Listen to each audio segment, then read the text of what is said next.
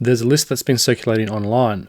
Missing and dead scientists, researchers, engineers, people working inside aerospace, defense, and other advanced scientific fields. Different names, different parts of the country, different circumstances. But they're being grouped together under the same idea, like there's a pattern hiding inside the data. Some of these cases involve confirmed deaths, while others involve missing persons, and some are still unresolved, or heavily debated. Individually, they look like isolated events, but together they formed something people are now paying attention to.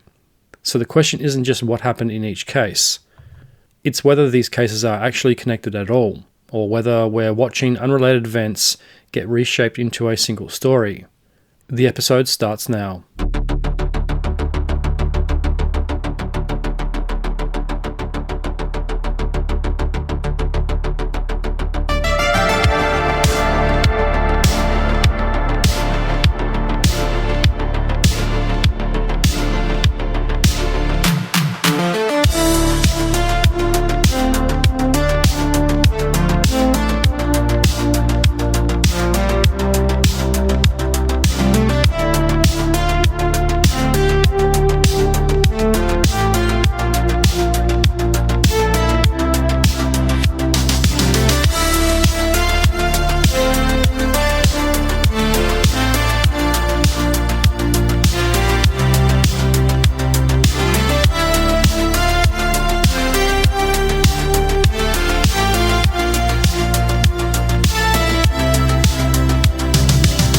Good evening, you're listening to The Truth Tank and I'm your host, The Tank.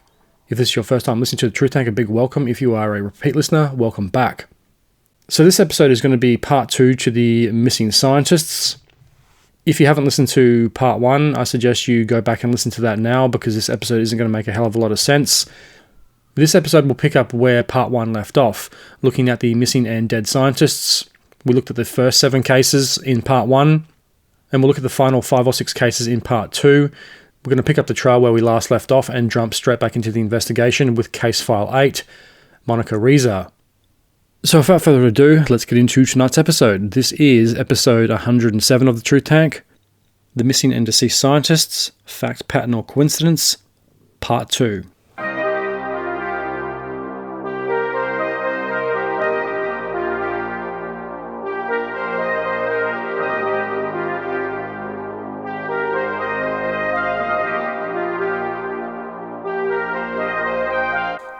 Case File 8, Monica Reza, or Reza. I think it's pronounced Reza. Monica Reza's primary occupation was a materials scientist and a research engineer. In the field of advanced materials research, she was a scientist and researcher and worked mainly in aerospace and defense-funded research programs. Unlike the previous few cases we looked at, Stephen Garcia and William McCasland, her reported work was directly tied to scientific research rather than support or in administrative functions. Multiple reports place Reza within the advanced materials research sector, working on projects involving high-performance aerospace materials and defense-funded technologies. Her name began receiving wider attention due to it being grouped together with the broader missing and deceased scientists and research narrative in 2026. So who was Monica Reza? Monica Jacinto Reza is a 60-year-old aerospace engineer and rocket materials scientist.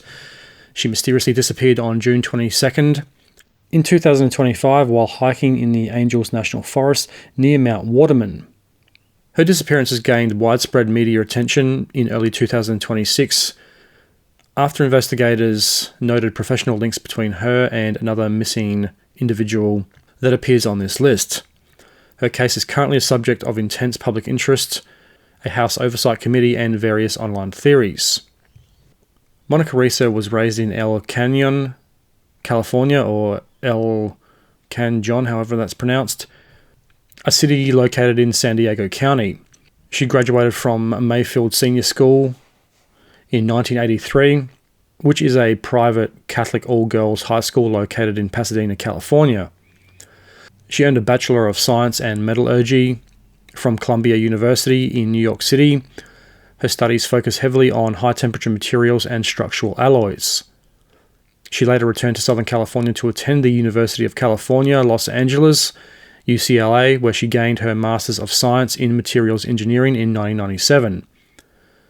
And shortly after completing her foundational studies, she began her 37-year career in aerospace metallurgy, initially working on combustion cycle engines at Rocketdyne.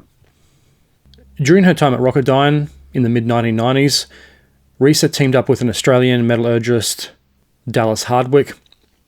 Before Rocketdyne was known as Rocketdyne, it was a division of Rockwell International, and together they developed Mond Alloy, a nickel-based superalloy capable of withstanding extreme high-pressure gaseous oxygen without igniting.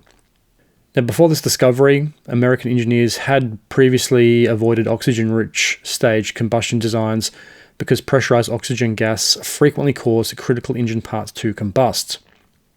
Her early engineering models allowed rocket parts to function flawlessly without heavy protective coatings, drastically lowering the overall weight of propulsion systems while boosting their structural safety. Her metallurgical designs, that's how it's pronounced, metallurgical,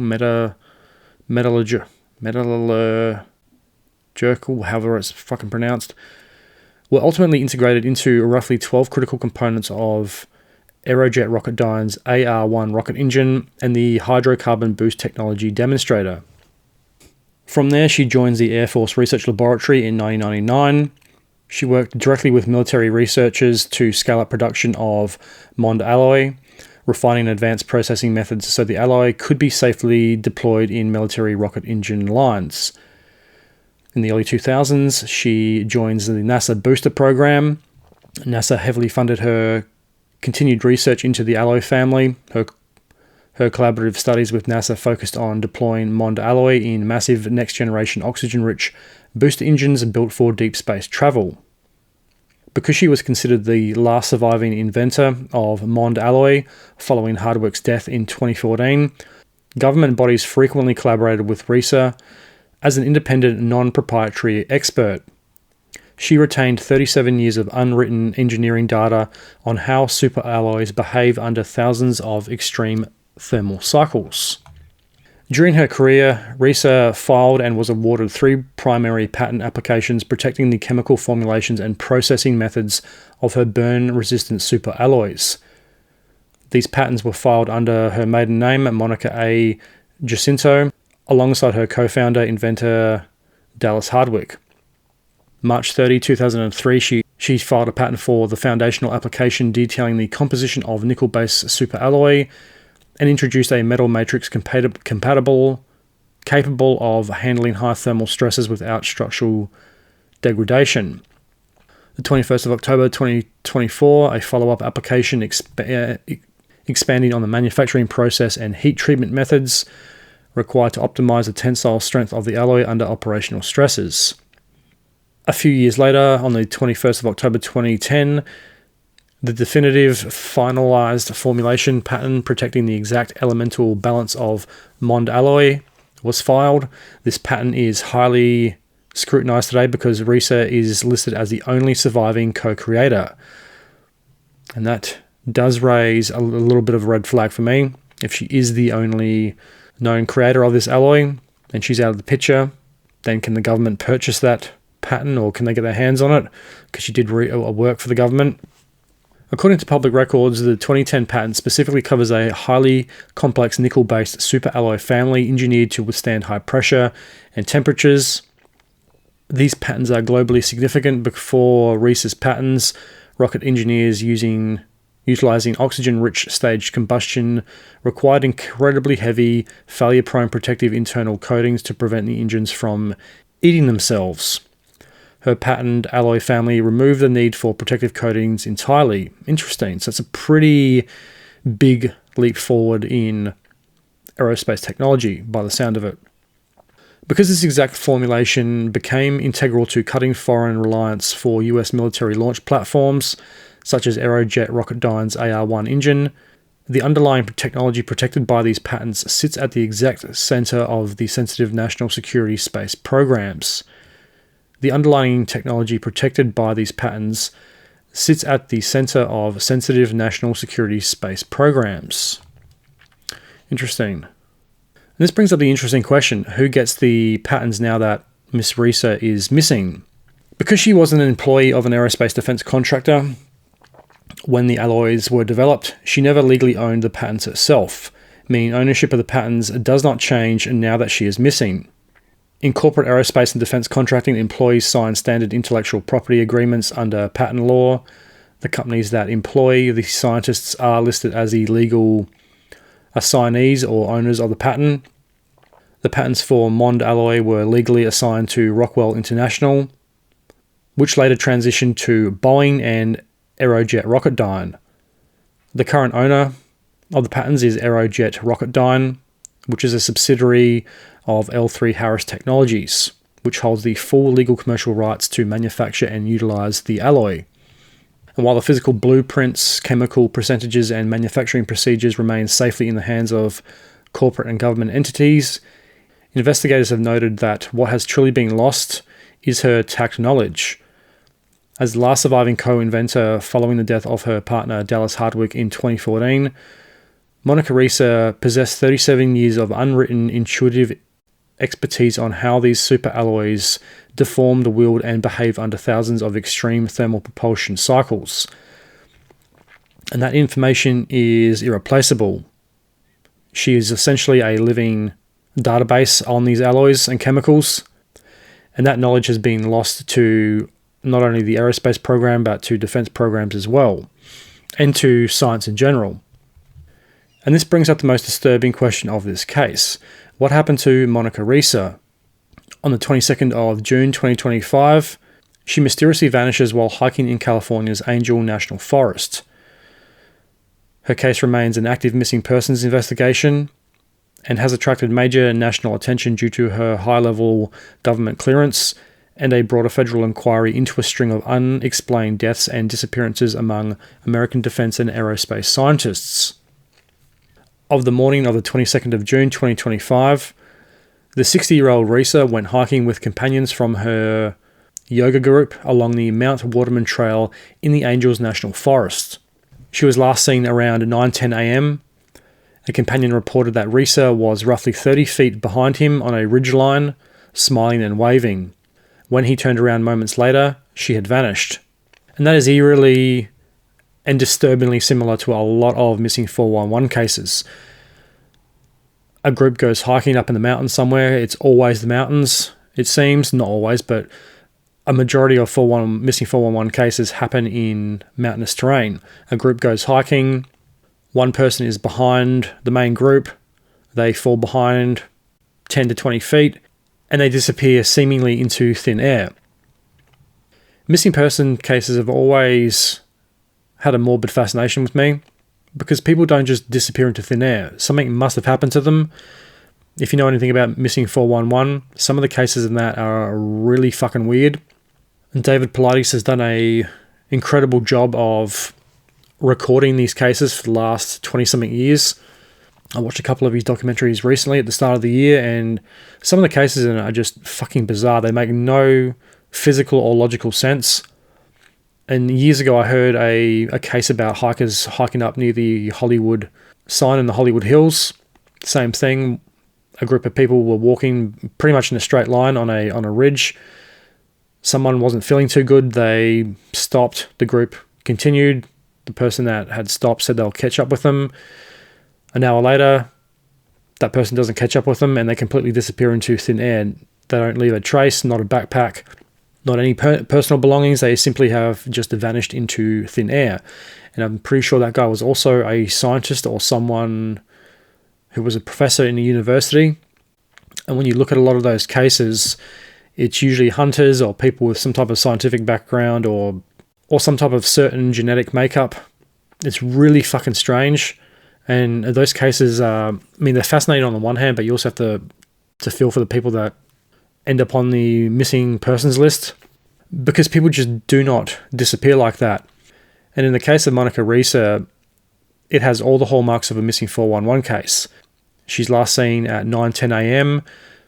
It's early in the day. It's summertime, so we can probably assume that the sun was out and shiny. It might have been an overcast day, but I don't know. I don't have the weather report on me. But let's just assume that it was a bright, sunny summer's day in June on a ridgeline that's probably been well travelled. It obviously sounds like a pretty popular hiking spot. She's with a group of friends. She's smiling and waving. Her friend turns around and all of a sudden she has vanished into thin air. This case is also very similar to Major General Neil McCasland. He disappeared while on a hike, apparently. His body hasn't been found, and that case too is really strange. He takes a gun and a few other things, but leaves a lot of personal items behind, like car keys, a phone, watch, and wallet, and essentially goes on a hike and doesn't come back, which you can hear about on part 1. After Monica Risa disappeared, a massive search and rescue effort was undertaken to try and find her. Search and rescue teams deployed helicopters, thermal imaging, drones, and scent dogs in order to find Miss Risa. Scent dogs tracked her to a beanie that they found in a steep ravine in Devil's Canyon, but the trail went completely cold after that. And when I hear names like Devil's Canyon, Devil's Bend, Devil's Valley, Devil's Gorge, Devil's Mountain, it makes me really curious. And it does set off a red flag for me, because the word devil appears in a lot of the missing 411 cases, especially in national parks. Someone goes to like Devil's Gorge or Devil's Gully and they're never seen again. The same is true for Bigfoot encounters as well. Whether you believe in Bigfoot or not, I do. I love Bigfoot stories. I've always been into Bigfoot. The word devil appears a lot in Bigfoot accounts as well. So coincidence? I don't think so. I'm not saying Miss Risa was snatched by a Bigfoot, but it is interesting that she disappears in a place called Devil's Canyon. So I had to look up Devil's Canyon to get a bit more background information on it. So Devil's Canyon and Mount Waterman are prominent features of the San Gabriel Mountains in California's Angels National Forest. They form the backbone of the rugged San Gabriel wilderness, offering steep terrain, conifer forests, and remote towering peaks that rise over 4,000 feet above the canyon floor. It actually looks like a pretty nice place. Devil's Canyon Trail, a moderately challenging upside-down hike, approximately 5.9 miles round trip, that begins at Angels Crest Highway, mile marker 58.02. It starts with a descent into the shaded wooded canyon floor before requiring a strenuous uphill climb on the way back out. Mount Waterman Loop, 3 points, is a more demanding high county route, approximately 10.9 to 13 miles depending on the route, traversing ridges with expansive views of the canyon and the wilderness. Interesting. So why is Devil's Canyon called Devil's Canyon? The name comes from a 19th century American pioneer naming tradition rather than a single historical event. Early cartographers, miners, and settlers frequently used devil to label geographical features that were exceptionally treacherous, isolated, or grueling to navigate. In this case, Devil's Canyon is a direct nod to its unforgiving terrain, such as the upside-down trap, unlike traditional hikes where they climb up a mountain and coast down. Devil's Canyon forces hikers to drop deep into the gorge first. The exhausting uphill return climb is the heat earned in the hellish reputation among early explorers. The canyon floor is tightly boxed in by steep, crumbling granite walls, making it incredibly easy to get trapped during sudden flash floods or wildfires. For early settlers trying to herd livestock or map routes through the San Gabriel Mountains, these rugged, jagged gaps were considered a logistical nightmare, prompting them to declare that only the devil himself could take credit for creating such brutal terrain. Interesting. This got my cryptid and conspiracy lights flashing, so I googled, are there any Bigfoot sightings in this area? And according to Google AI, yes, there is actually a rich history of Bigfoot and cryptid folklore spanning the San Gabriel Mountains and the broader Angels National Forest area. While Devil's Canyon and Mount Waterman don't have exclusive official logged sightings, they sit directly within a geographic zone heavily linked to Southern California's Bigfoot lore. Very interesting. Local legends and notable historical accounts from the immediate surrounding canyons include the 1970s Big Rock Canyon sighting, Just a short distance north of the Devil's Canyon area, Big Rock Canyon became a massive Bigfoot hotspot in 1973. Multiple witnesses, including a prominent report by 3 hikers near Sycamore Flats campground, claimed to see an 11-foot tall hairy bipedal creature that allegedly chased a pickup truck. Interesting and frightening. The Upper Big Tujunga sighting in 1990 along Upper Big Tujunga, I think that's how it's pronounced, Canyon Road, which feeds directly into the Angel's Crest Highway near Mount Waterman. A commuter spotted an 8-foot tall ape-like creature standing in the chaparral brush. I think that's how it's pronounced. I'm fucking terrible at pronouncing names. The sighting prompted investigations by early California Bigfoot researchers. Interesting. Now we come down to modern sightings. Recent hiker discoveries from 2024 and 2026. Local hikers frequently share eerie experiences from the area online. In May 2024, a hiker near the Angels National Forest went viral on the Bigfoot Reddit community after posting photos of a massive isolated foot-shaped impression next to his size 11.5 boot, noting he, quote, felt watched and seen. While hiking near sunset, in early 2026, another hiker claimed to find a 13-inch footprint near Mount Baldy, further east in the same region. Interesting. Very, very interesting. The Zoozies legend.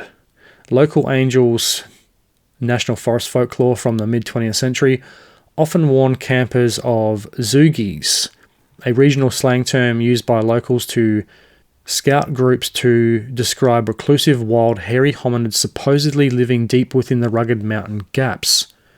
Because Devil's Canyon is so isolated and difficult to pass, it remains exactly the kind of dense, steep terrain that cryptozoologists and enthusiasts point to as the perfect hiding spot for the legendary creature. That is really, really fucking interesting. I'm not saying Monica Risa was taken or had an encounter with a Sasquatch, but it can't be ruled out 100%.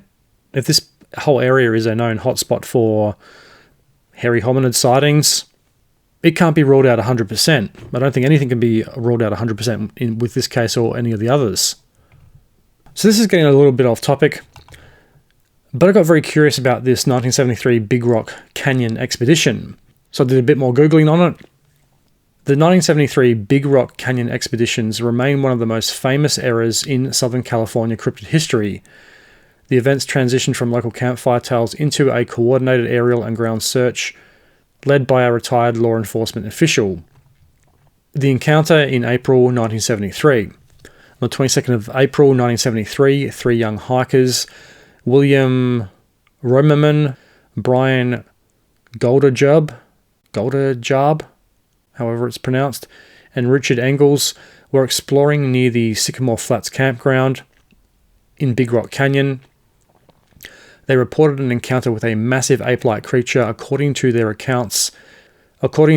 account, the creature was exceptionally tall, covered in thick hair, and emitted a foul and powerful odor. Later the same year, homeowners and law enforcement officials in the nearby Antelope Valley reported multiple sightings of a very similar creature, suggesting it was using the deep cuts of the San Gabriel Mountains to move between the high desert and the forests. If the geography creates the perfect natural sheltered corridor, why not use it?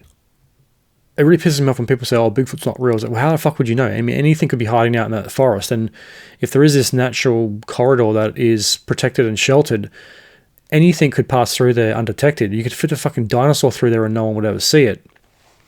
So this report catches the attention of Ken Kuhn, a highly respected Los Angeles County Sheriff's Department captain who retired from the force that same year.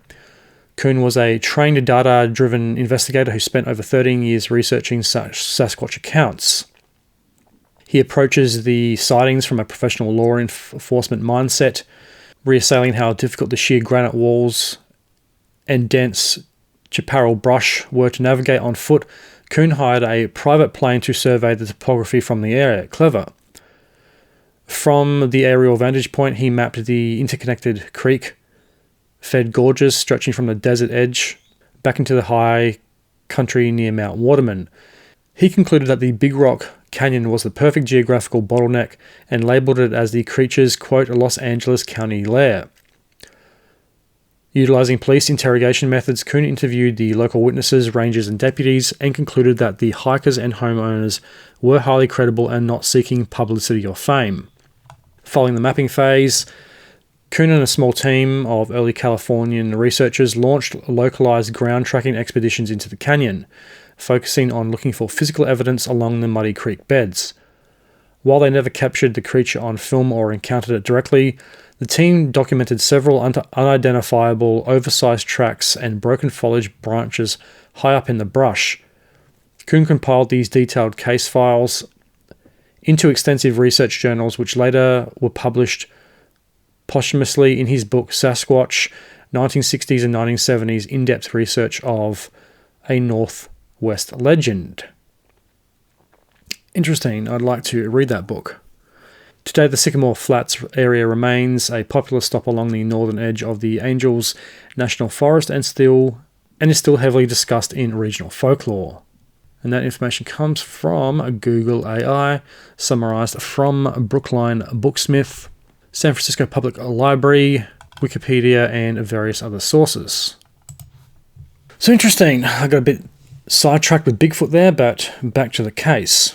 So the case of Monica Rios sparked intense public curiosity due to several oddities, including conflicting witness accounts of running on steep terrain, a lack of outgoing cell phone data, and a, quote, find a grave online memorial detailing a, quote, green burial that appeared just 4 days after she went missing, long before active searches had concluded. So I wanted to dig a little deeper into the terms find a grave and green burial. What does that mean, and how does it relate to Monica Rios? Now, according to Google AI, and a lot of this information does come from Reddit, so make of that what you will, find a grave and green burial refer to a highly suspicious digital anomaly that serves as a central pillar for a foul play and conspiracy theories surrounding her case. On June the 26th, 2025, just 4 days after she had vanished on Mount Waterman, an internet memorial page for her was abruptly created on a crowd-sourced website, Find a Grave.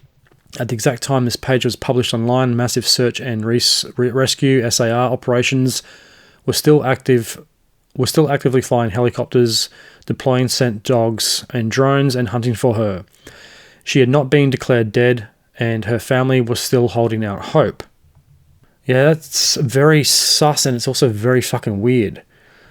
Like, why would someone create a memorial for her on it sounds like an obituary site. I don't know what it is. I've never heard of it before doing this episode.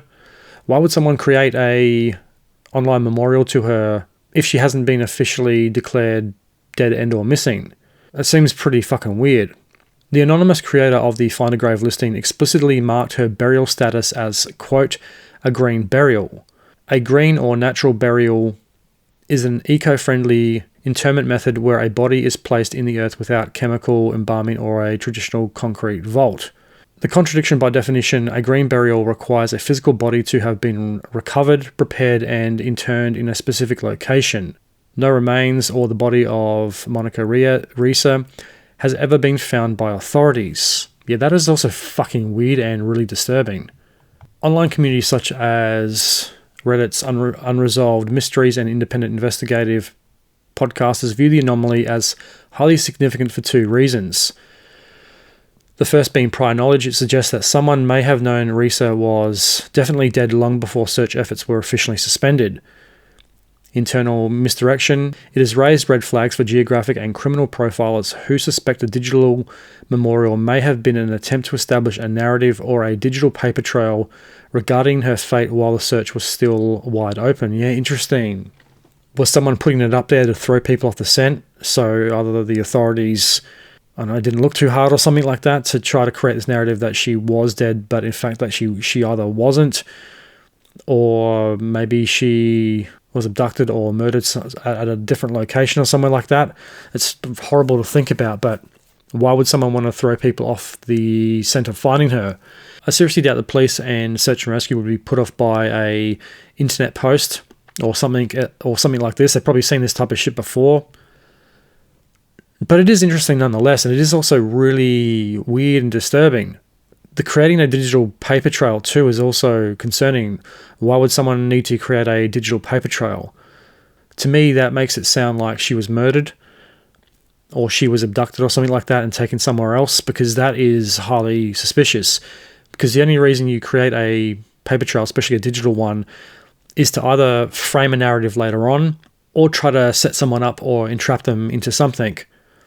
And once again, going back to my partner's narcissistic ex, we have first-hand experience with this, because that's exactly what he's been trying to do for the past 4 years, especially in the last 6 months of this year. He has been trying to put these authoritative texts out there and try to blame my partner for pretty much everything. And he thinks if he puts it out there, it becomes truth. He puts a lot of baseless accusations and unfounded bullshit out there that isn't based on anything. He thinks by putting it out there that he is this authority figure, and it's somehow legit because he's put it in a text message. Now, what he's trying to do is he's trying to get my partner to defend herself over an allegation that he has made. And that is really the worst thing you can do, because it kind of breathes life into the lie and into the accusation. If you defend against a lie or an accusation that is completely untrue and you know it's basically a waste of time. But if you defend it and say, oh, no, that wasn't me, I didn't do that, it makes it sound like you're defending yourself from something. And then the other person says, oh, yes, you did that. Here's the fucking proof, whatever it happens to be. In those situations, it's better just to shut your mouth and don't react, because you're essentially just reacting to a lie that you know is not true. And that's kind of what it looks like is happening in the case of Monica Risa.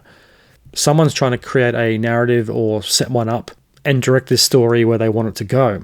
It's very fucking interesting and also really disturbing.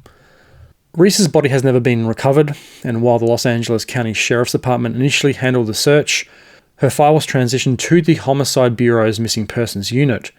Her case has been actively scrutinized under a broader White House and FBI-led federal inquiry. The House Oversight Committee launched investigations into a dozen US scientists with high security clearances who have died or vanished under unusual circumstances, including retired Air Force Major General William Neil McCasland. So what happened to Monica Risa? Did she have an accident on the trail? Did she slip and fall?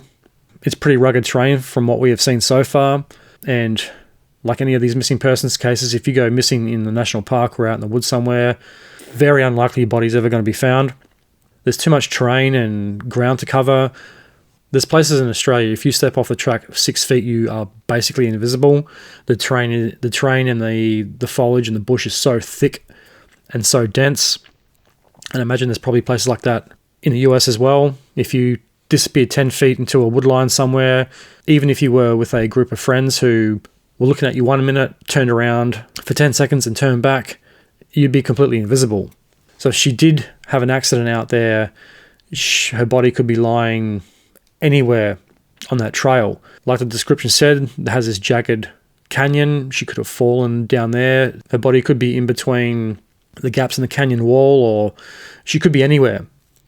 She could have fallen into a cave. Who the fuck knows? And I mean no disrespect to Monica Risa or her family.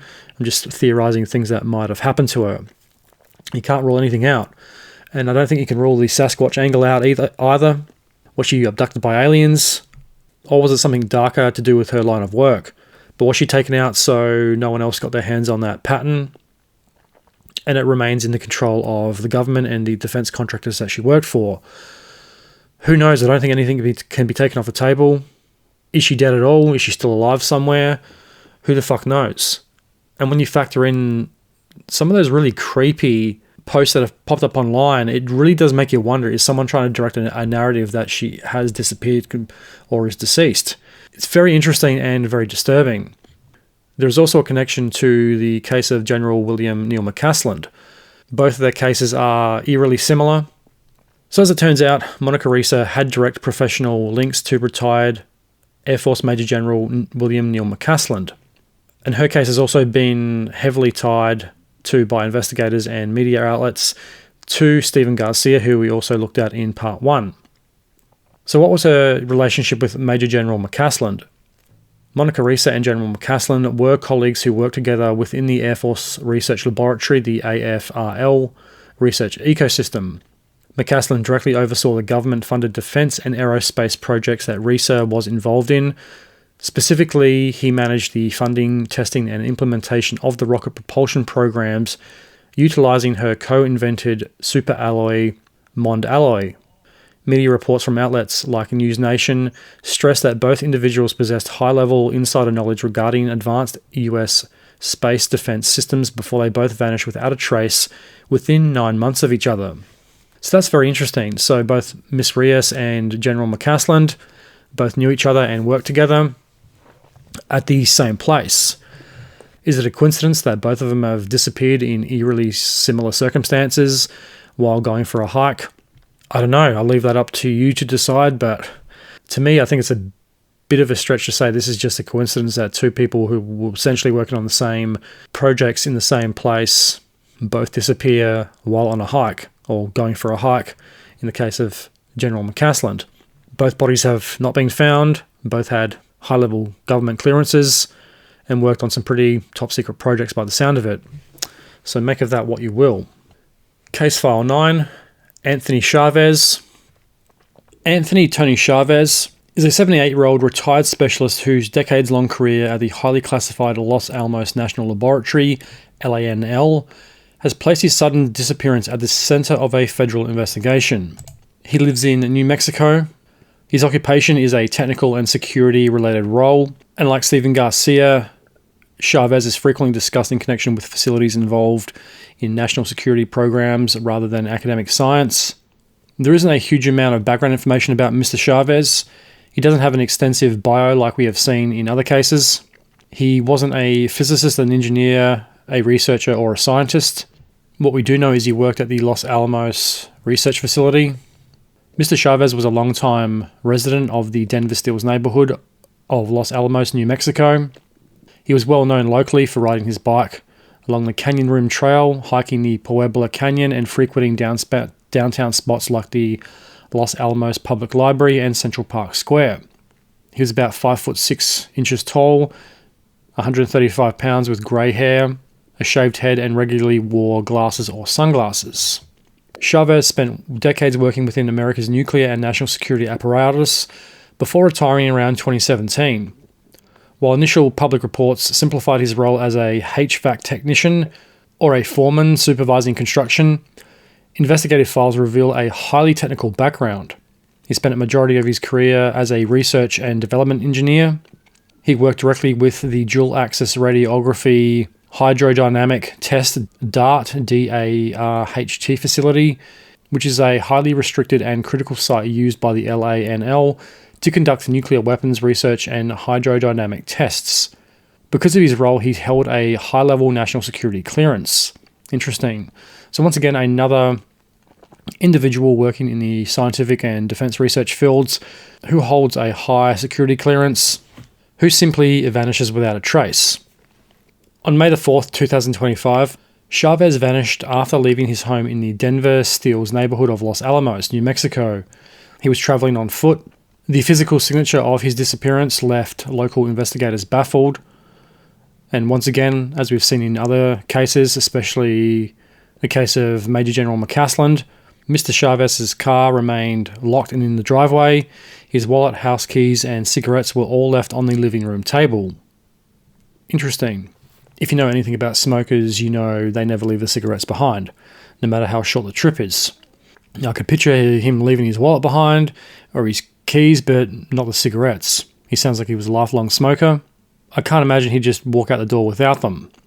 Family members noted that Chavez did not carry a mobile phone. Interesting. While he frequently hiked in the nearby Puebla Canyon, the weather that day was highly inclement, and he left without any hiking preparation.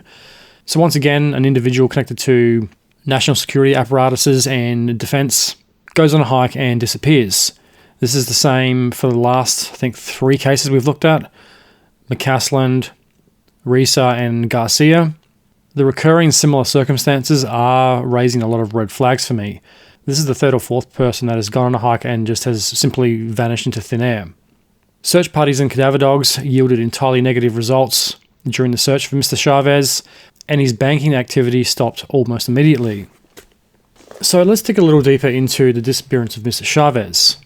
Until police reports and independent media probes from outlets like News Nation and Los Angeles Magazine revealed that the disappearance of Anthony Chavez is one of the most baffling and heavily scrutinized cases in New Mexico history. When the Los Alamos Police Department, the LAPD, not to be confused with the Los Angeles Police Department, responded to a welfare check on May the 8th, 2005, after Chavez had been missing for 4 days, they discovered an eerie, perfectly preserved domestic scene. In his house, the lights were turned off, the front door was locked, and there were no signs of forced entry, a struggle, or any traces of blood or anything to indicate a violent confrontation. Sitting plainly on the living room table were his wallet containing cash and ID cards, his car keys, a packet of cigarettes, and his bicycle. Chavez did not own a mobile phone and relied entirely on a home or landline phone. These details are key because they do give us some clues to what might have happened. Now, it seems very unlikely if he was just going to skip town or do a runner somewhere that he would leave the car keys and car behind. And the car was his highly prized and newly purchased silver Acura, and that remained locked in the driveway. So if he was going somewhere, the two modes of transport that he most frequented, the bicycle and the car, were both safe and sound at home, which would lead us to suspect that he left on foot. Now, he couldn't have been going too far on foot. He was 78 years old after all. He was a lifelong smoker, from what we can tell. So it stands to reason he probably wouldn't have made it too far on foot. Now, I'm only theorising here, but I can't imagine a 78-year-old walking too far or travelling anywhere without a car or some type of vehicle. Could he have gone to the bus stop? No, because his wallet, cash and ID cards were all left on the living room table, as well as his cigarettes. And as I said before, if he's a lifelong smoker, that would have been the first thing he would have grabbed. That, for me, without any further information, raises a lot of red flags. From there, the police conduct an intensive grid search of the neighbourhood, as well as local trails utilising cadaver dogs, which turn up empty-handed, which led detectives to state it was simply, quote-unquote, like he left. During the early stages of the investigation, local police initially treated this as an isolated missing persons case. But since then, Chavez's disappearance has been swept into a major FBI-led multi-agency investigation into the broader missing scientist pattern.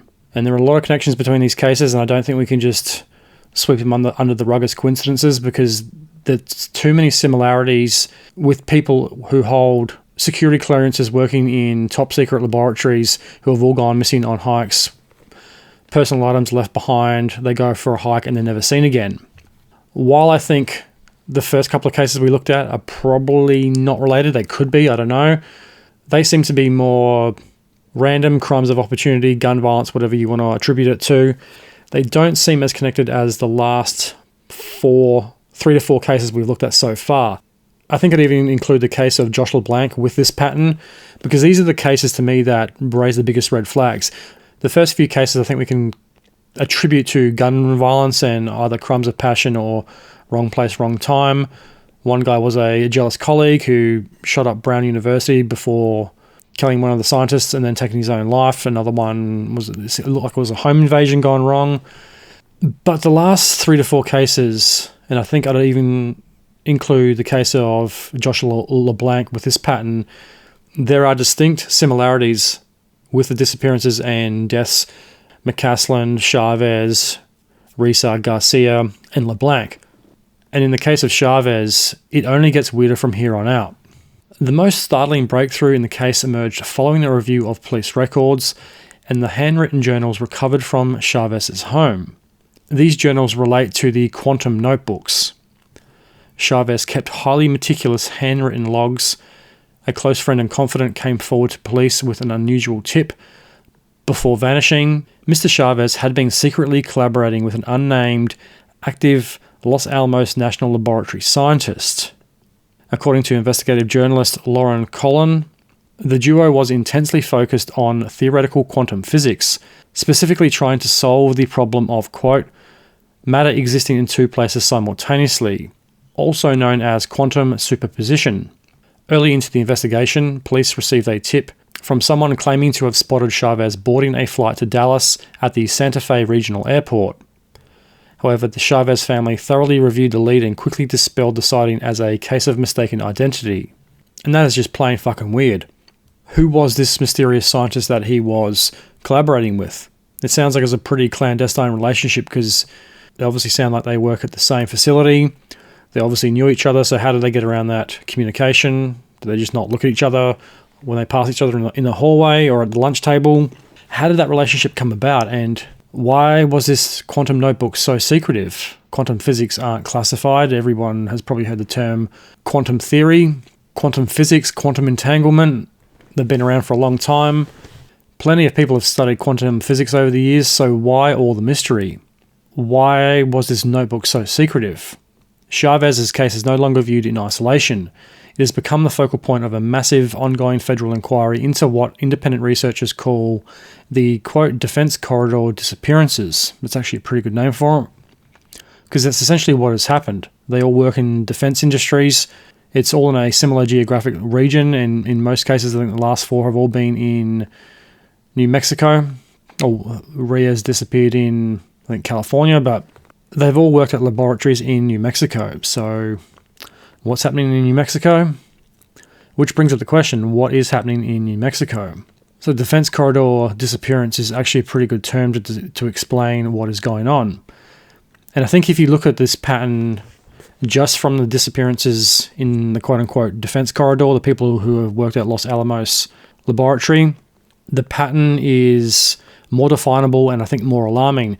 If we included the other cases on the fringes, such as the first couple of cases, I think we can say that's more of a broader pattern, still connected to the scientific, quote-unquote, defense industry personnel, but it's part of a bigger pattern of people in scientific fields disappearing, where if we just look at the defense corridor disappearances, the ones that have taken place in New Mexico or in parts of California, it definitely looks like a more distinct and noticeable pattern, which I think if some of the other cases weren't included, it would look much more noticeable and much more alarming.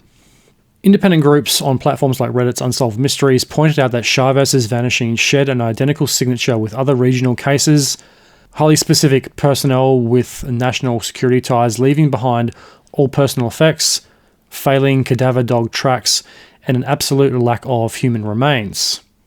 Exactly 1 month after Chavez vanished, Melissa Casius disappeared. While police originally stated that she ran away due to stress, remains were uncovered in May of 2026 deep within the Carson National Forest alongside a handgun. And we'll look at that case shortly. While families of some deceased personnel have dismissed conspiracy theories as, quote, absolute nonsense, the bizarre connection of cases prompted the FBI to step in to assist at the request of federal officials. Investigators publicly maintained that they are, quote, not ruling anything out, balancing theories ranging from personal tragedies to foreign intelligence targeting defense workers. Interesting, that's one I haven't looked at too much so far. Could foreign governments be targeting American defense workers to stop the progression of technology or the advancement of aerospace or defense projects? I think that one's highly likely. I think it would take a broad network to try to pull that off, though, because these people have high national security clearances, and I imagine a high-level security clearance comes with some type of support from either the military or some type of security service, because if foreign governments know that certain individuals in the American aerospace industry and field are researching or very close to making a breakthrough in a propulsion system, in the case of Monica Rios, the US government would know without a doubt that these people are highly valuable and should be protected, or have some type of protection mechanisms in place to assure their safety and their research, or even keeping it top secret and even giving them a fake name or something to make sure their personal identities never make it out into the public. Because if this is hypothetically, I'm not saying this happened, I'm not accusing any foreign government of anything, but just as an example, if the Chinese or the Russians or North Koreans found out that Monica Rios was developing some type of new alloy that stopped rockets from blowing up, or highly sensitive fuel from combusting and damaging a space shuttle, for instance. If they could find that information out so easily and send agents to the US to disappear a worker or pay them off, or even try to bribe them to come back and work on their own projects, even abducting them and taking them back to their own countries to force them into developing the same technology, wouldn't you think the US government would know about it? Because if the Russians and the Chinese and the North Koreans are spying on the Americans have to be spying on the Russians, the Chinese and the North Koreans as well. And if the US government is that lackadaisical with security and state secrets, state information, they need to fucking step up and protect their workers. I'm not saying that happened, but I don't know, it seems like it would be a huge operation to pull off spying, monitoring, and then acting on foreign workers who work in national security fields. I couldn't imagine it'd be easy to get into the Los Alamos laboratory. I don't think you can just walk through the front door and take a tour. So how does a foreign agent, especially someone who is of Chinese or North Korean descent, just walk through the front doors or monitor somebody or rent the house across the road from Monica Rios and just start scoping them out? And if they're hacking their phones or computers or something like that, you have to assume that the US officials would probably be doing the same thing to make sure nobody is spying on them. And in the case of Bob Lazar, that did happen. They thought he was giving away top secret information, and they actually found out that his wife was having an affair with him and tried to use it against him. So it's not like this stuff doesn't happen. It seems like if there was some type of international espionage or sabotage operation on US soil, there would be some type of trail to it, and maybe the authorities know more than they're letting on, and they don't want to panic people. Who knows? Just a theory, just throwing it out there. So this brings up the question, what was Mr. Chavez's role at the DART facility? To understand why federal investigators are treating Chavez's disappearance as a potential national security breach rather than just a standard missing persons case, we have to look at his long career at the dual access radiographic hydrodynamic test DART facility at the Los Alamos National Laboratory. So what is DART and what does it do? DART is a highly classified critical facility that uses two massive X-ray machines to take high-speed three-dimensional snapshots of mock nuclear weapons. Okay, interesting. It allows scientists to detonate conventional explosives inside mock nuclear warheads to see exactly how the internal components implode, all without triggering an actual nuclear explosion. Okay, I can kind of see how Mr. Chavez might be targeted by a foreign government. Even though he's not a scientist making this stuff, this is still a massive national security breach. So that changes things quite a bit. If Mr. Chavez was working in this line of work at a research facility that was pretty much doing counter-nuclear warhead experiments, I can see why he would be targeted by a foreign government and why he had such a high security clearance. And it does sound like he would be a high-value target for a foreign government to find out about the US government's nuclear research and deterrence. Though publicly listed as a HAVAC specialist or construction foreman, Chavez was a research and development engineer who intimately understood the structural, shielding and cooling requirements of these hyper-complex X-ray machines. Interesting. Because DART is the premier facility for keeping America's nuclear stockpile viable without live testing, individuals who understand its physical infrastructure possess immensely valuable classified information. Former counterintelligence officials believe foreign operatives may look for retired personnel from this particular facility because they no longer have active daily security monitoring of current employees. Very interesting. So is Mr. Chavez the victim of a foreign government? Was he being monitored? I'd say it's highly likely that he was, because I don't think he just steps out for a walk and leaves all of his personal belongings behind and then just disappears into the fucking ether.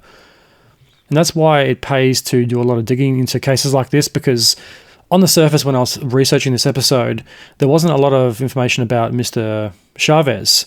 He doesn't have a extensive biographical Wikipedia page like some individuals we've seen so far. And like that information just outlined, his occupation is described as a researcher and development engineer. But really, it was deeper than that.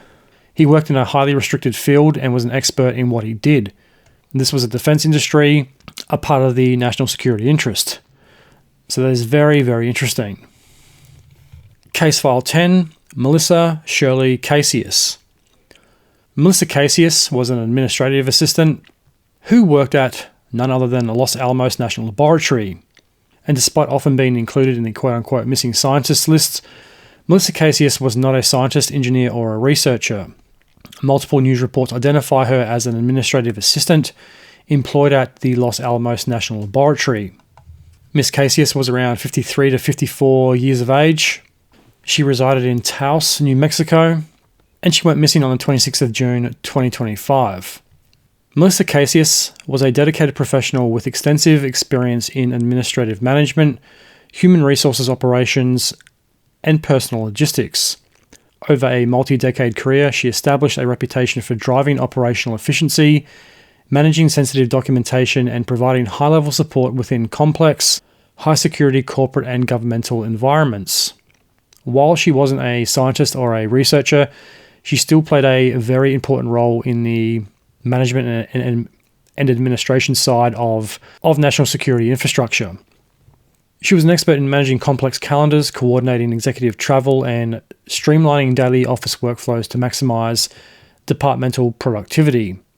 And we all know that these complex industries have an army of people that never really get the credit they deserve for making the day-to-day operations of these systems work smoothly and efficiently as possible. And it sounds like Melissa Casius was one of these people that was critical to the day-to-day running of these workplaces.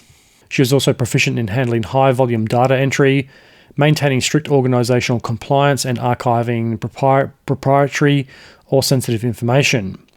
She was skilled at onboarding, scheduling, and acting as a primary liaison between corporate management, staff, and external stakeholders. She was highly trained in operating within secure facilities, strictly adhering to federal compliance guidelines, and managing classified and sensitive corporate materials. While she was at Los Alamos, she was an administration assistant. She managed administrative logistics and personal operations for departmental teams within a highly secure federal facility, coordinating multi-tier schedules, handling specialized data entry, and ensured strict alignment within laboratory safety and security protocols. And while she was in the higher energy services, she was a human resources specialist and personal coordinator. She oversaw corporate personal logistics, managing accurate employee files and regulatory documentation, coordinating workforce travel, field scheduling, and resource allocation to support fast-paced operations. She partnered closely with management to resolve complex administrative bottlenecks and improve internal employee workflows. And as with some of the other individuals we've seen so far, there isn't a huge personal biography on Miss Casius. There is surprisingly little information about her personal life, but what has been consistently reported from various sources is that she was a mother. She lived in Taos, New Mexico, worked at Los Alamos National Laboratory, been employed in an administrative capacity. So what happened to Miss Casius? On the 26th of June 2025, Melissa Casius reportedly dropped lunch off for her daughter and had intended to work from home after realizing she had forgotten her work badge. She later disappears. Family members became concerned when she failed to report to work and later failed to return home. Searches were later conducted by law enforcement, volunteers, and family members, but no confirmed trace of Miss Casius was found. So already, this is raising a red flag for me. What happened to her? Where did she go? She didn't just disappear into thin air. And like we've seen so far, it only gets weirder from there. So let's dig a little deeper into the disappearance of Miss Casius. So she's last seen alive on the 26th of June. On the morning of her disappearance, she dropped her husband off at work. From there, she returns home to Ranchos del Taos after realizing she forgot her laboratory entry badge. Around 12:57 p.m., she dropped lunch off for her daughter. Surveillance and doorbell cameras last captured her walking alone eastbound along Highway 518 near Talpa at approximately 2:18 p.m. Now, just like the last 4 cases we've seen, Miss Casius also leaves behind her vehicle. Keys, purse, wallet, and identification were all found at her residence. family members had discovered that both of her mobile phones had been completely wiped and factory reset. That information comes from the Los Alamos Reporter. Now that is fucking weird. Just like the other cases we've seen, wallet, keys, vehicle, they're all left behind, as well as other personal belongings, and they just seemingly open the front door and just head on out for a random walk somewhere. The phone's left behind. In this case, this one has been factory reset, which I think is a massive red flag. People don't just wipe their phones when they go out to the shops for 5 minutes. It sounds like someone was covering something up, and I'm assuming the second phone was a work phone that was probably encrypted and probably had a lot of high-ranking contact details in it. I'm assuming the boss of Los Alamos Labs' contact information was in there, and that's not uncommon. Many workplaces have a work phone. If it's to do with scheduling and communication, you want a direct work-related phone rather than a personal phone. My partner has a work phone as well as a personal phone. So that isn't uncommon, but wiping both phones is. Did she have information about work on a personal phone, or was she being watched by a foreign government? Did someone go into the house and not know which phone was which and just decided to wipe them both? Maybe she had national security secrets on one of these phones. I don't know. I'm just speculating. But like everything we've seen so far, it gets weirder again. On the 28th of May 2026, a hiker discovered skeletonized human remains in the McGaffery Ridge area of Carson National Forest, located roughly 6 to 10 miles from her home. Okay, interesting. Once again, someone connected to the defense and aerospace industry disappears, and their remains are found in a national park or on a hiking trail or some type of nature preserve. That is fucking weird. That's the same pattern as we've seen for the last 4 cases. And it's eerily similar to the case of William McCasland and Monica Reeser. On the 30th of May 2026, the human remains that were found at McGaffery Ridge were confirmed to be that of Melissa Cassius. Positive identification was confirmed via dental records by the Office of the Medical Investigator on the 30th of May 2026. At the scene where the skeletonized remains were found, a handgun was located directly alongside her remains.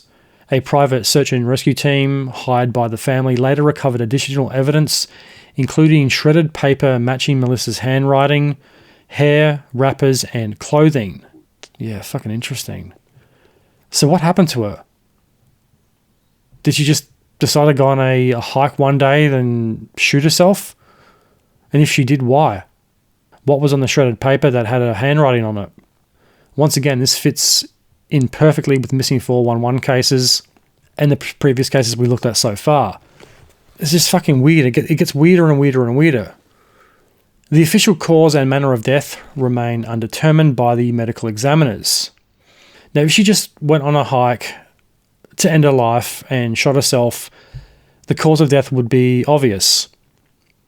But this is where some investigative anomalies arise. While initial theories pointed towards suicide, the New Mexico State Police investigators revealed that a forensic CT scan of her skull showed no bullet wounds or projectile fragments.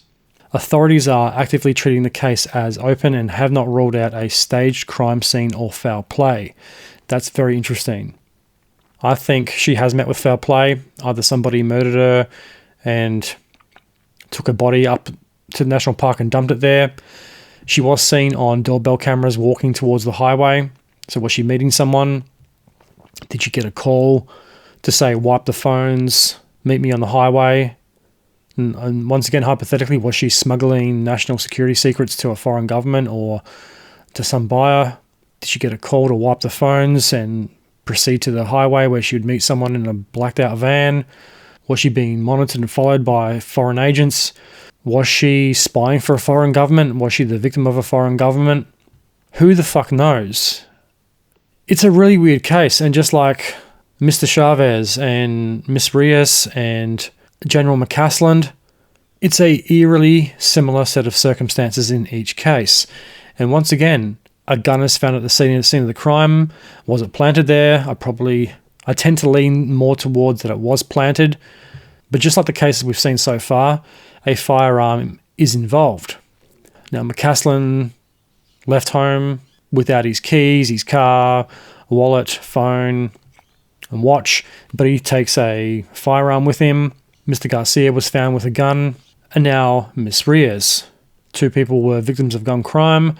I don't think it's a coincidence that a firearm is either taken from the house or found in nearly all of the cases we've looked at so far. Not all of them, but a majority of them. Now, in the case of McCaslin and a few others, is this for protection? Were they meeting somebody? Were they fearful of this person, or did they fear for their life? Was it protection from wildlife because they were going on a hike? It's pretty fucking weird. And according to some reports, additional forensic examination was ordered, and some media reports cite statements from a private investigator retained by the family alleging a gunshot wound to the skull. But that's been contradicted by the medical examiner. We obviously know this happened because it has been confirmed and reported on by multiple mainstream outlets and authorities. We've had the police confirmation as well as local and national news outlets. And I think one of the most disturbing aspects of this case is there still is no official confirmed cause of death. No one can say how she died or how she got to McCaffrey Ridge.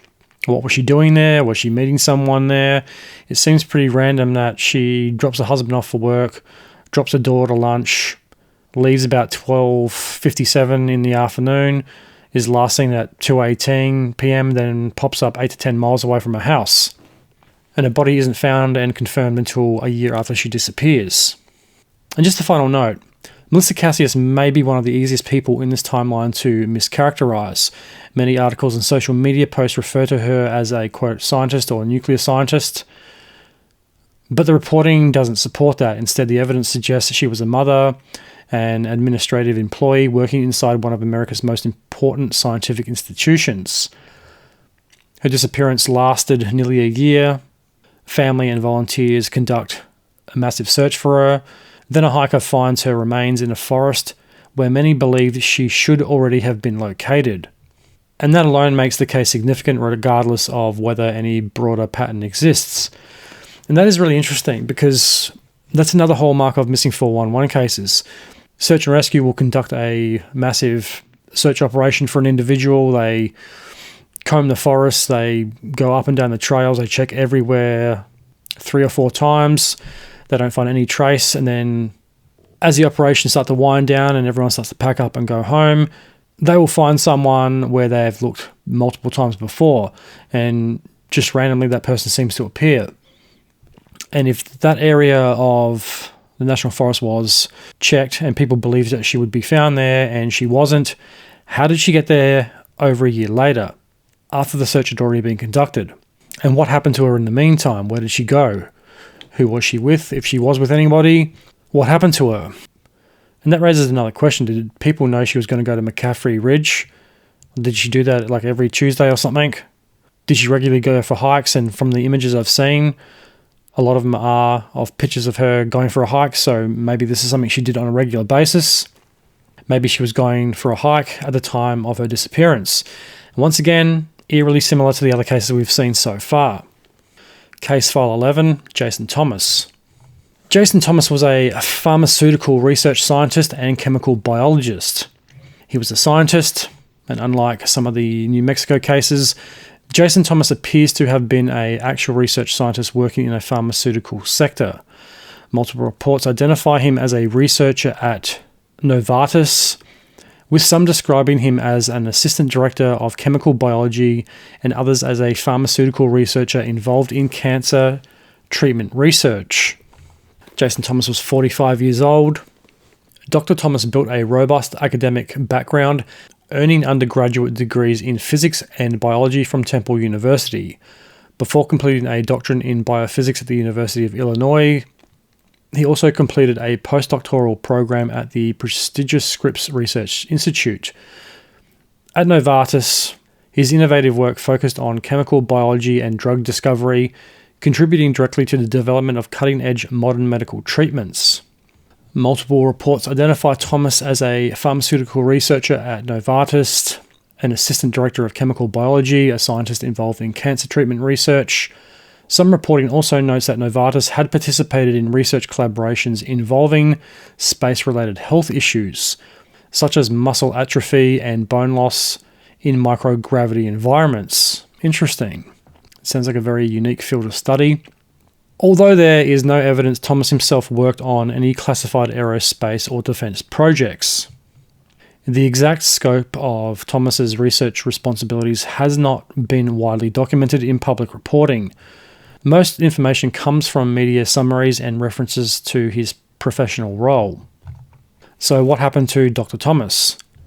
Dr. Thomas was last seen after returning home following an evening out with his wife.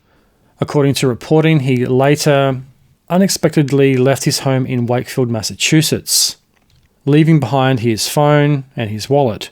Surveillance footage later tracked him walking near local train tracks shortly after midnight.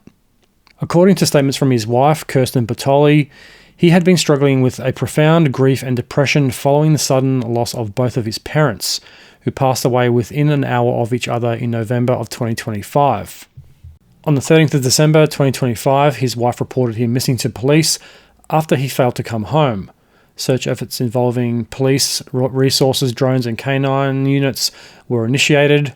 Now, following a widespread months-long community search, police located Thomas's body in Lake Quannapowitt, Massachusetts.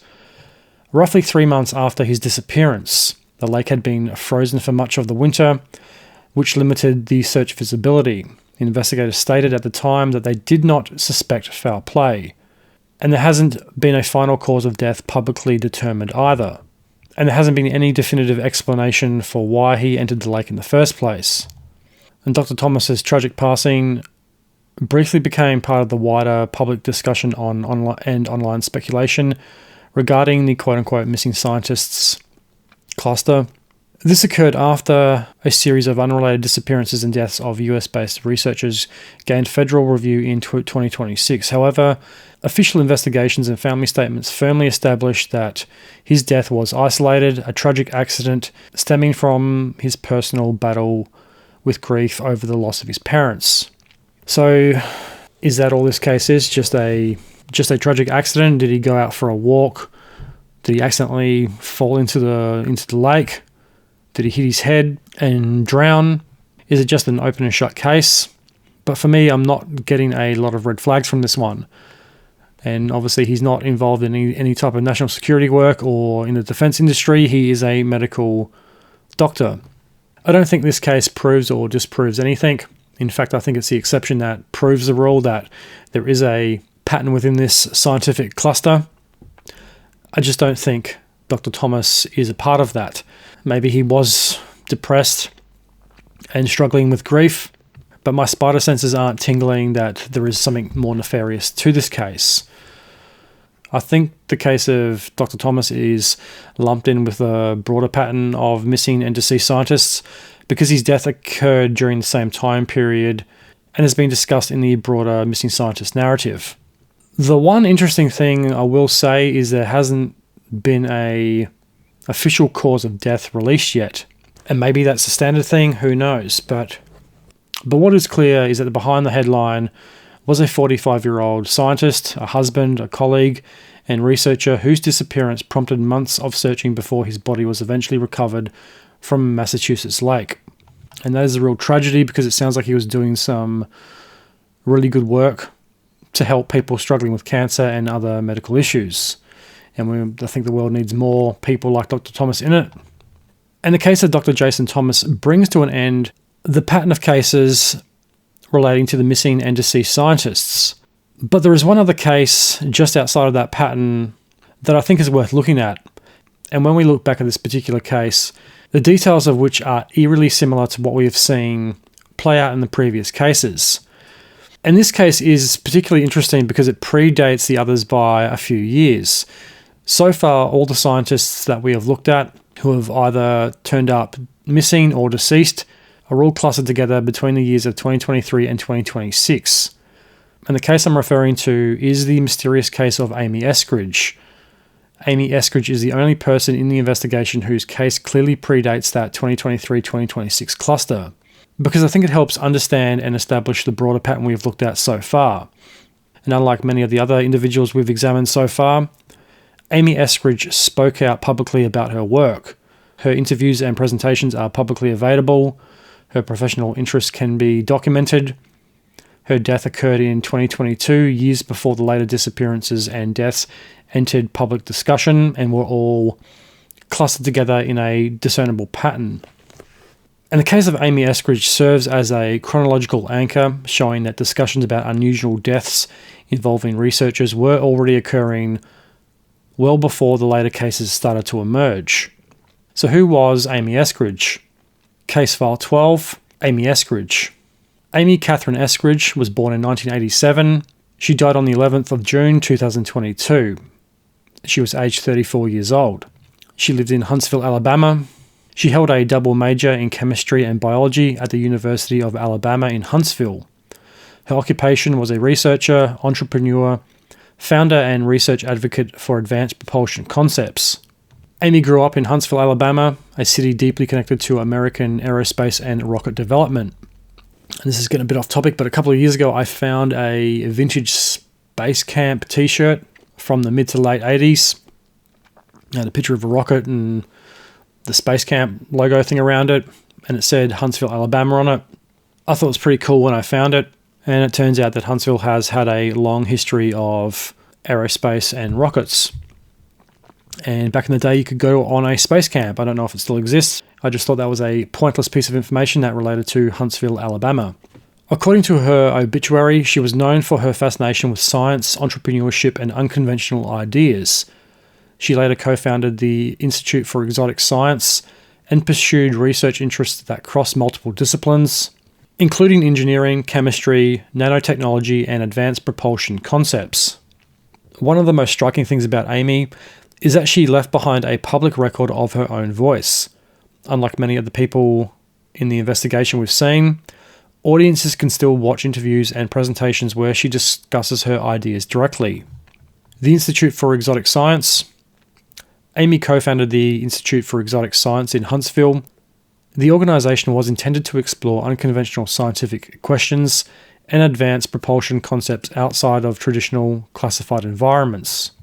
Public interviews and biographical material indicate her interests in advanced propulsion, gravity-related research, aerospace innovation, emerging technologies, interdisciplinary engineering approaches. Many later articles describe her as a quote-unquote anti-gravity researcher. Although the exact technical nature of her work remains difficult to independently verify through peer-reviewed publications, I would describe her as a researcher and entrepreneur interested in advanced propulsion concepts rather than presenting her as a developer of proven anti-gravity technology. Amy built a public profile through presentations, interviews, and research discussions involving advanced propulsion concepts and future aerospace technologies. On the 11th of June 2022, Amy Eskridge died in Huntsville, Alabama, aged at only 34 years old. Her death was publicly reported through local obituary notices and later became the subject of national discussion. As additional scientists, engineers, and technical personnel died or disappeared, Amy's name increasingly appeared in discussions about a broader pattern of unexplained cases relating to missing and deceased individuals in the scientific and national security sectors. And this is where the case of Amy Eskridge becomes complicated. Multiple later reports state that Amy's death was ruled a suicide resulting from a self-inflicted gunshot wound. Following her death, claims emerged from retired British military and intelligence figure Frank Milburn, who argued that Amy had expressed fears for her safety before her death. These allegations were later cited in media reports and congressional adjacent discussions.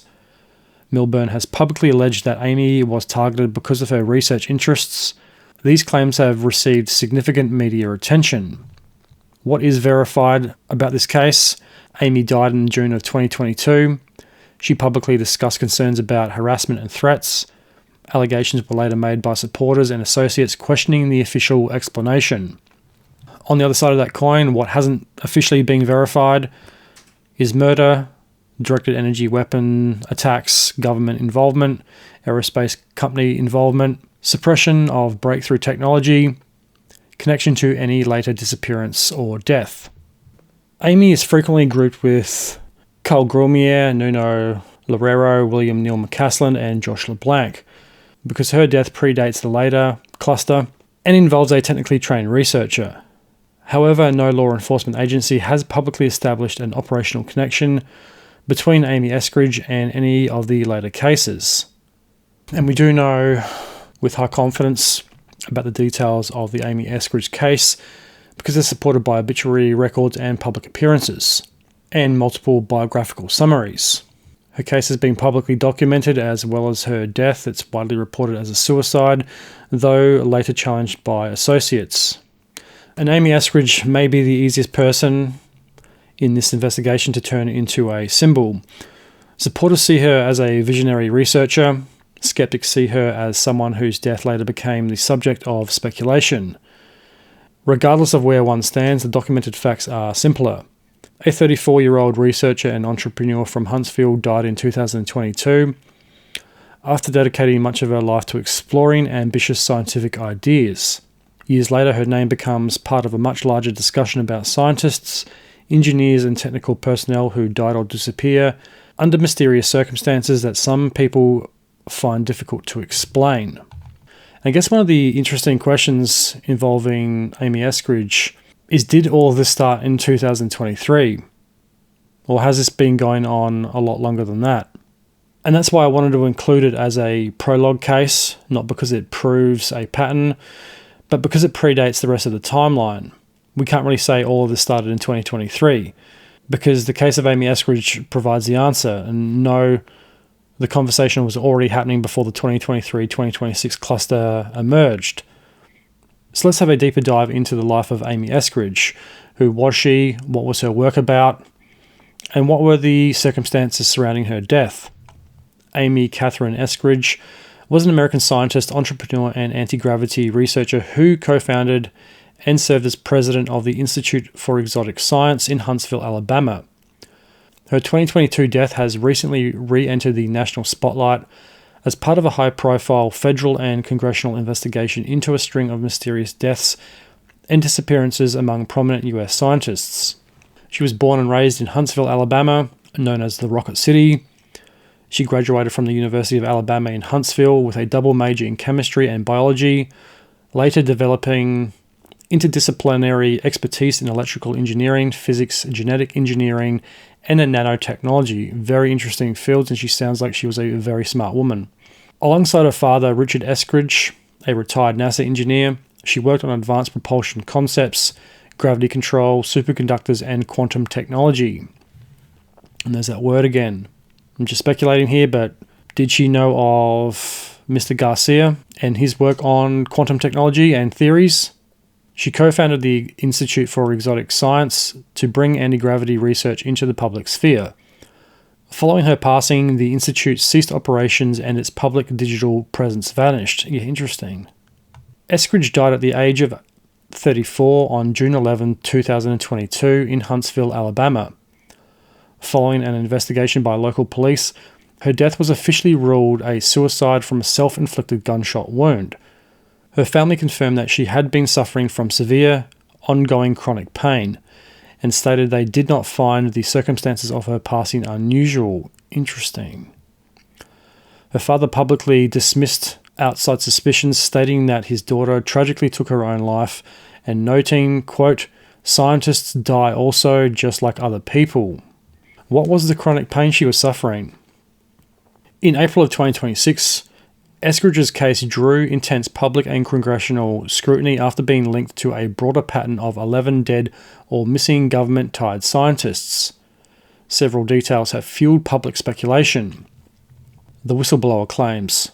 Former British intelligence officer Frank Milburn and investigative journalist Ross Coulthart revealed that before her death, Eskridge claimed she was being physically and psychologically targeted for her propulsion research. Interesting. I am very familiar with Ross Coulthart. He is a Channel 7 reporter, I'm pretty sure. He's appeared on the 7 Spotlight investigative series many times. If he brings something to the public, you can guarantee there is some weight behind it. In recent years, he's been a big pioneer of UFO disclosure. He's appeared on many podcasts as well as the 7 Spotlight show I just mentioned. A couple of years ago, he did a big investigative series on UFOs and disclosure and wrote a book, In Plain Sight, which I have read and I own, and is a fantastic book. It's very well researched and written. If Ross Coulthart has something to say about Amy Eskridge's death, I think we need to listen. I'm not too sure about Frank Milburn. I don't know his background at all. But Ross Coulthart, you can take to the bank the information that he brings to the public. That also brings up the question. She's been physically and psychologically targeted. What does that actually mean? And what was her propulsion research? She reportedly sent text stating, quote, "If you see any report that I killed myself, I most definitely did not." Yeah, interesting. A lot of people have said that. So was she trying to tell us something with that? I think so. Directed energy allegations. Statements shared with the media indicate that Eskridge believes she had been struck by a, quote, directed energy weapon and had documented unexplained discoloration on her hands. So was the chronic pain caused by a direct energy weapon? I mean, I don't know how you prove or disprove it, but it is interesting nonetheless. Active inquiries. Members of the House Committee on Oversight and Government Reform, such as Representative Eric Belson, have flagged the high concentration of deaths in the niche scientific community as too coincidental, and I'm inclined to agree with him. While family members maintain it was a tragic suicide, former law enforcement officials have noted that the intense pressure or harassment Eskridge reported may have heavily contributed to her taking her own life, which the FBI continues to examine as part of its broader investigation. In her honour, her close friend Sam Reed, CEO of Geometric Energy Corporation, announced plans to name an Earth orbit satellite and a payload of the Dodge 1 moon mission after her. So this brings up the question, what was Amy Eskridge researching? Were these just scientific concepts or theoretical concepts? Or was she actually onto some type of breakthrough research in the fields of anti-gravity or propulsion systems? And I don't know too much about Amy Eskridge. I didn't know too much about her before I did this show. I had heard the name and some of the rumors about her. But I did find what she was researching very interesting. And I wanted to know more about what Amy was researching and looking into prior to her death. Amy Eskridge's connection to the world of anti-gravity and UAP engineering is rooted in her active attempts to turn speculative hidden concepts into verifiable mainstream science. Eskridge occupied a unique niche by blending independent academic research with the complex world of aerospace engineering. Her specific research focus and the mechanics she studied and how her work linked directly to the UFO phenomenon highlight her contributions to this field. The core scientific focus, propellantless propulsion. Say that 3 times fast. Traditional rocketry, like the work done at NASA, where her father, Richard Eskridge, was a plasma physicist, relies on Newton's third law, expelling mass or fuel backward to move forward. Amy's research aimed to entirely bypass this requirement through propulsionless propulsion. Eskridge investigated how changing the electromagnetic state around an object could alter its relationship with the surrounding quantum vacuum.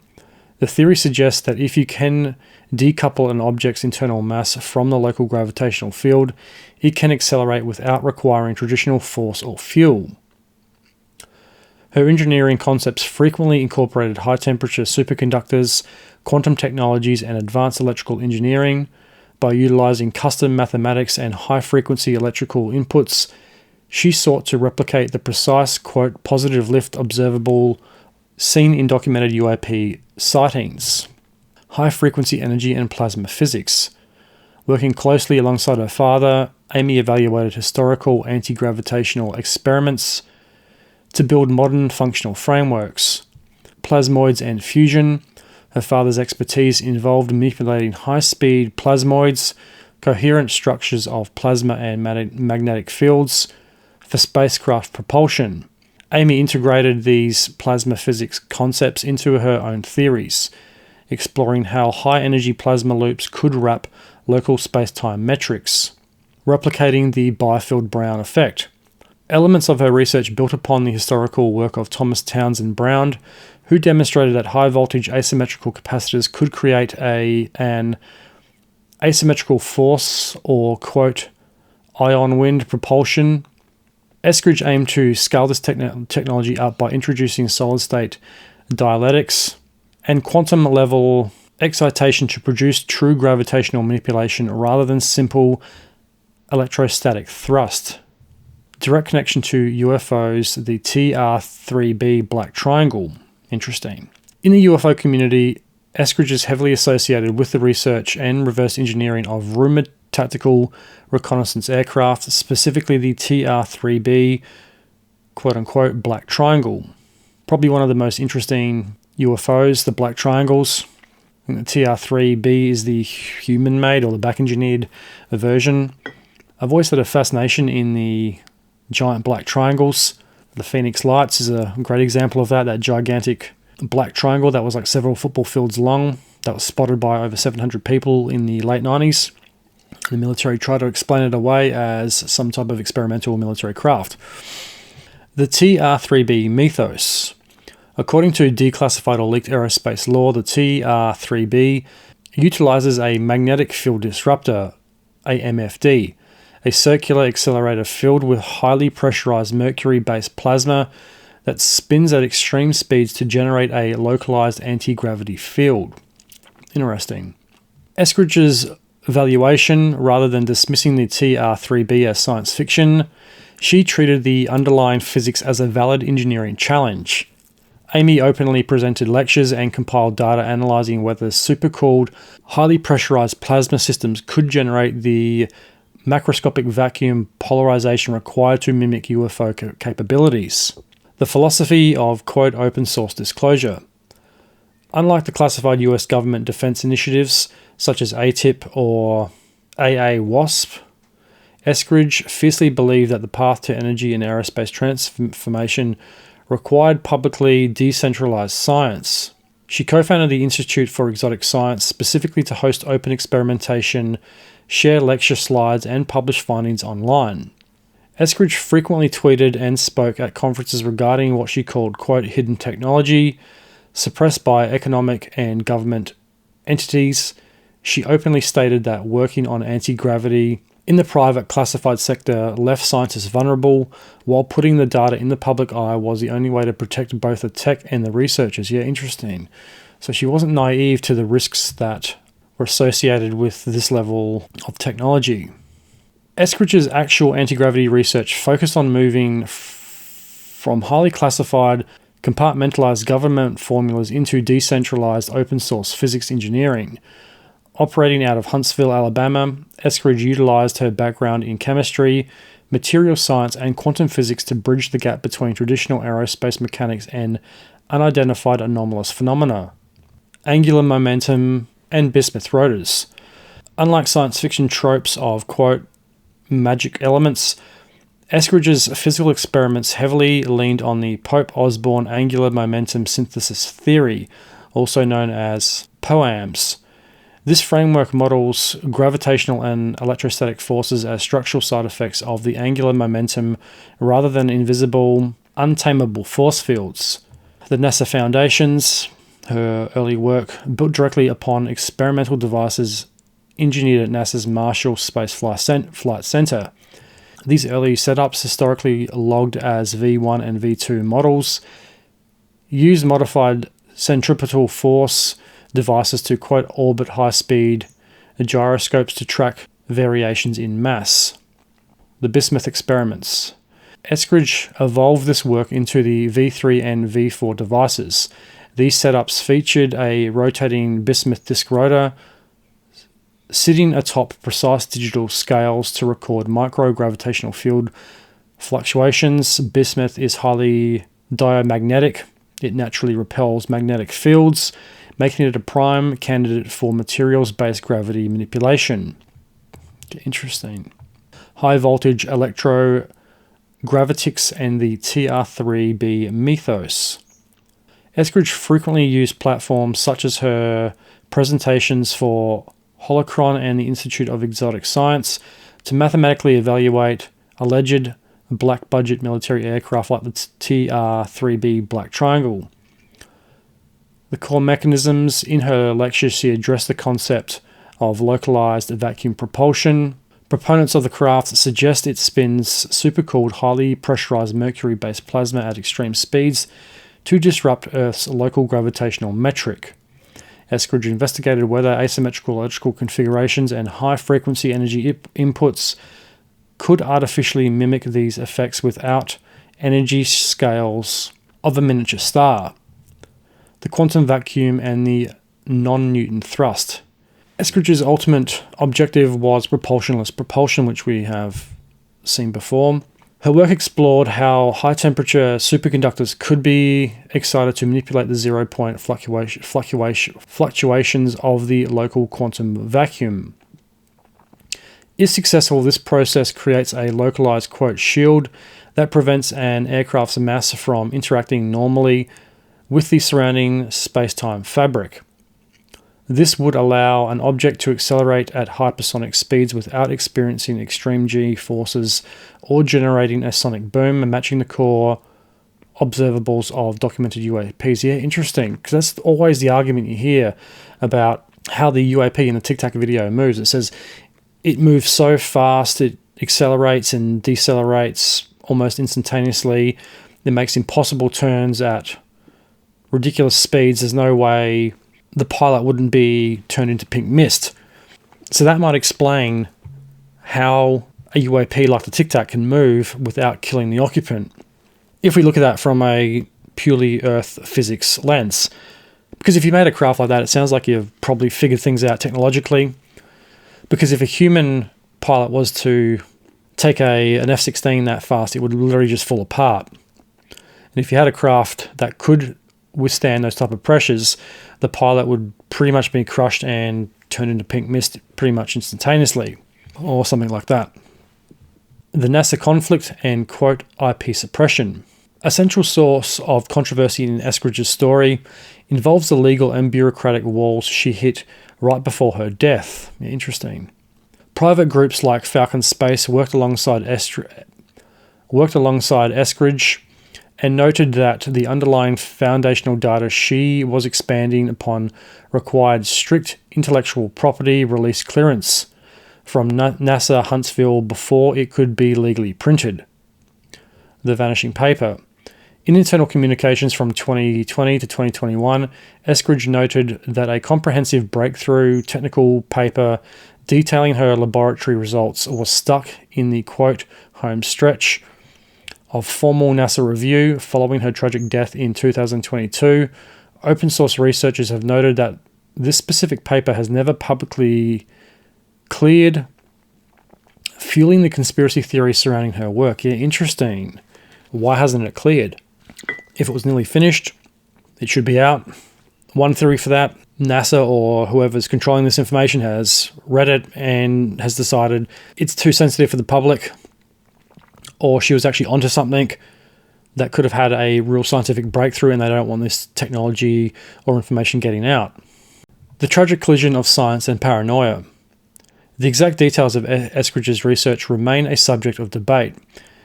In the months leading up to her death in 2022, her public and private communications deteriorated, reflecting an acute fear that she was being actively targeted by directed energy weapons to silence her findings. While the scientific community and her family emphasized that her tragic passing was the result of severe chronic pain and human suffering, the UFO community continues to view her technical slides and lectures as a blueprint for a breakthrough that threatened established global energy paradigms. Interesting. And prior to this episode, like I said, I don't know a huge amount about her or her research. It does sound really interesting. Was she just some nut who had watched too many sci-fi films and too many UFO videos? I think that would be disrespectful to comment yay or nay on that, because I don't know really anything about her research. It sounds like she's incredibly smart, even a genius. So if even half the stuff she was researching she could either prove theoretically or make some type of prototype, I think that should really be looked at. Was her research being suppressed? Was she being targeted? Was she so close to that breakthrough that would, quote unquote, have a paradigm shifting change in the world? Who knows? Was she just paranoid and suffering from chronic pain? But at the same time, what is the cause of this chronic pain? She was a young woman. It doesn't sound like she had any injuries. She'd spent most of her time researching and developing things, so she wasn't like she was a test pilot. Did she have an accident or something that we're not aware of? Who knows? The other thing I find really curious is, what was this chronic pain she was suffering? There doesn't seem to be much more explanation than quote-unquote chronic pain. Was this due to an accident or illness or environmental factors? Did she have an accident when she was younger or something that caused some type of nerve damage? Who knows? It is very interesting that she is on the cutting edge of propulsion, anti-gravity, and UFO research. She claims she has this massive breakthrough coming, and then all of a sudden she dies with a self-inflicted gunshot wound. I don't know about you, but I don't quite buy it. Something about the story doesn't quite add up. And I'll have to go back and watch some of the videos and her presentations. And it's good that that information is out there. Others can pick it up and finish it, so her work and her life isn't forgotten. Because it generally sounds like she was researching some really interesting fields of scientific study that not a lot of people get into, or are considered too sci-fi, too woo-woo for anyone to really take seriously. But she did, and I think that is worth paying attention to. And unfortunately, Amy, like everyone else we've seen so far on this series, I don't think we're truly going to find out what happened to these people. The circumstances are so mysterious. There's not a lot of information out there. The police are stumped. Families are stumped. And I don't think we'll ever get a clear and accurate picture as to what happened to any of these people, which I think is the really sad part of this whole investigation. Across these cases, the first thing that stands out is simple. These are not random professions. They are people who work inside science, engineering, aerospace, defense, research, pharmaceuticals, and high-level technical environments. Some died, some disappeared, some were later found, and some remain unsolved. But the shared pattern is consistent enough to notice. These are people operating inside complex, high-knowledge systems where government, industry, and research overlap. What is not established is a single cause linking them all together. Not a single investigation has confirmed that. When you lay these cases out side by side, the structure becomes clearer. You have astrophysicists and space research, Carl Grumier. You have plasma physics and theoretical science, Nuno Loureiro. You have pharmaceutical research, Jason Thomas. You have aerospace engineering and propulsion research, Amy Eskridge, Joshua LeBlanc, Frank Mywald, Monica Risa. You have defense leadership, William Neal McCasland. You have technical and contractor roles in national security ecosystems, Stephen Garcia, Anthony Chavez. And you even have administrative support inside a nuclear research facility, Melissa Cassius. The cases cluster heavily between 2023 and 2026. Before that, there is Amy Eskridge in 2022. Then a noticeable increase in cases from 2024 onward. But clustering in time does not automatically mean connection. It only means proximity. One of the strongest overlaps is location. New Mexico appears repeatedly, not because of mystery, but because it contains a dense concentration of national laboratories, defense facilities, and aerospace research infrastructure, which include Los Alamos, Sandia, and surrounding contractors. So is that just the coincidence that all these defense industries happen just to be located in New Mexico? And that's where a majority of scientists in those fields obviously go to research and get jobs. So the geographic clustering is real, but it also reflects where this type of work naturally exists. As these cases circulated online, several explanations started to emerge. None of them are proven. The first is intelligence agency involvement. There is no verified evidence linking these cases to an intelligence agency, such as NSA or CIA, FBI, or any coordinated intelligence activity. The second is advanced or suppressed technological research, Again, no documentation confirms that any breakthrough technology or suppression event connects these individuals. The third is UFO or UAP-related narratives. Some names appear in online discussions because of aerospace or defense backgrounds, but no official UAP or UFO program connection has been established. The fourth is the idea of anti-gravity or exotic propulsion research. This is mostly driven by public speculation around a small number of individuals. There is no confirmed evidence of operational technology of that kind in these cases. And finally, the most extreme interpretation, that there is a coordinated or systemic pattern behind all of this. At present, there is no investigative evidence supporting that conclusion. But at the same time, there is no evidence to say that that isn't happening either. How would we ever know? How would that information ever be brought to the public? It would be classified and buried in a warehouse somewhere along with the Ark of the Covenant. How would we ever know about what truly goes on behind the scenes? It's not hard to come up with conspiracy theories or make connections to cases like this because they are so mysterious. There is a lack of evidence in a lot of these cases. People literally vanish into thin air. They leave all their belongings behind and they're never seen again. So what is fucking happening to these people? They didn't just go out for a pack of smokes and not return. And how would we know if intelligence agencies, foreign governments, or even extraterrestrials were involved? The simple answer is we wouldn't. So this brings up the real question. What are we actually looking at? Right now, the strongest confirmed statement is this. We are looking at a cluster of individuals connected by profession, timing, and geography, but not yet by proven causation.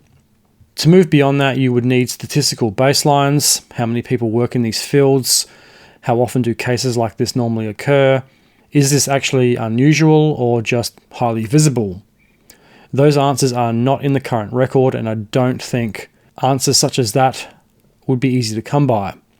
Because if we look back over a timeline of 10, 20, 30, 50 years, how many people have died or disappeared in related scientific fields, even at the same research laboratory, like Los Alamos, for example?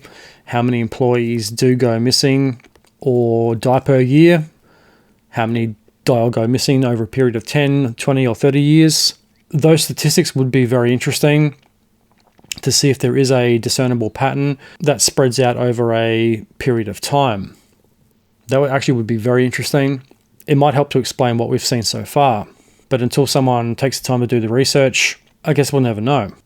And without any more evidence or proof of what happened to these people, people's imaginations will fill in the blanks. We can't rule out conspiracy theories altogether. I think some of these are probably genuine conspiracies. Some are probably foul play, some wrong place, wrong time. There are some very suspicious circumstances surrounding some of these cases. The standouts would be Monica Reza, Melissa Cassius, William McCasland, Joshua LeBlanc, and Amy Eskridge. People don't just disappear, and conspiracies are real.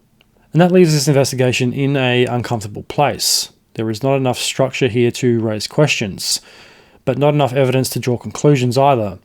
So the question becomes simple: are we seeing a pattern in the data, or are we seeing pattern recognition in ourselves? And the moment the evidence does not answer that, it only shows where the gaps are. One of the first things to understand here is how these lists actually form online. They don't usually start as investigations, they start as collections.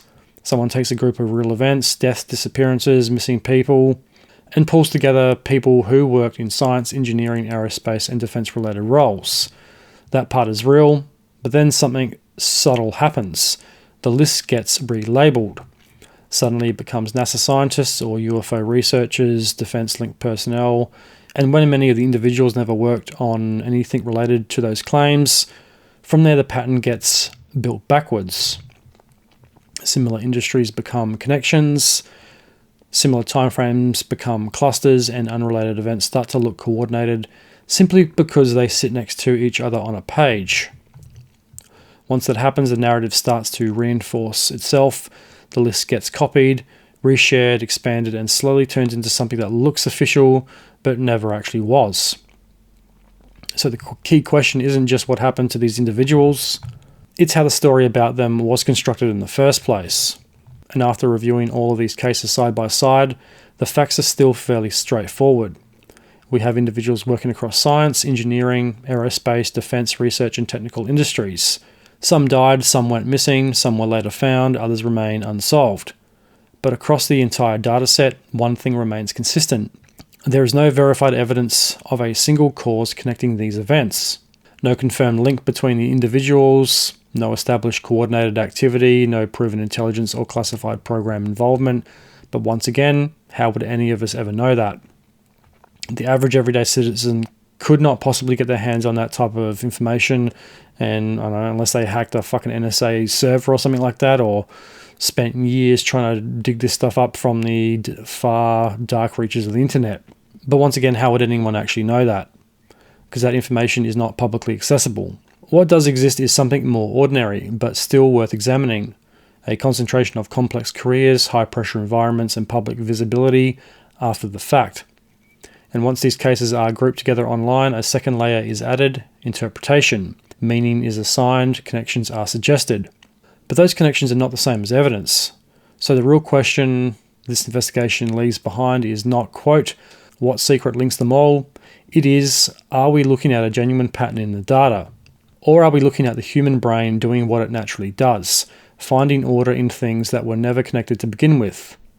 Not everyone on the list was a scientist. Some were engineers, some were laboratory staff, some worked in research support roles, others occupied positions adjacent to advanced aerospace, defense, or scientific programs. The common thread isn't necessarily their job title, it's the proximity to technical and research environments.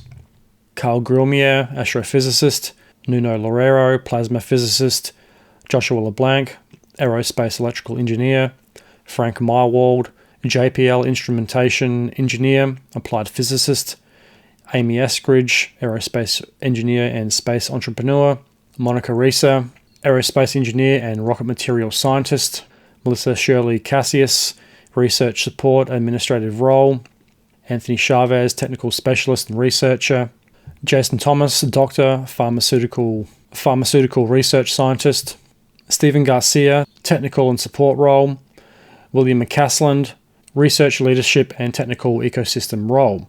They excelled in their fields and they all brought something to the world, and that's why we shouldn't forget their names, their lives, or what they studied, because I think it can generally make the world a better place. So what do you think happened to these people? The circumstances surrounding their deaths and disappearances are mysterious and frankly weird, and unfortunately I don't think we'll ever find out what truly happened to them. And that concludes our look at the missing and dead scientists, fact, pattern, or coincidence, and that brings the episode to an end. I hope you all enjoyed it and got something out of it. So if you'd like to support the Truth Tank, there's a couple of things you can do. You can go to the show notes or my social media bios and hit the link for the brand new Truth Tank shop. You can pick yourself up some merch. You'll be supporting the show and you'll look really cool doing it. Head on over to my Buy Me a Coffee page. You can buy me some tank fuel, make a one-off donation, or subscribe on a monthly basis for exclusive extras. Every dollar helps the show grow and keep the lights on. Follow and like the Truth Tank on Facebook and Instagram. You can download and listen to your favorite episodes on Apple Podcasts, Spotify, YouTube, Audible, Podbean, Castbox, iHeartRadio, Amazon Music, or wherever else you get your podcasts from. Tell your friends, tell your family, tell anyone you think might like the show. Help spread it around and get the Truth Tank out there. If you're enjoying the show, why not leave a 5-star rating and review? Every review helps the show grow and get found. And I'll be back in the next week or two with a brand new episode. But until then, I'm a Tank. This is the truth. Truth to tell.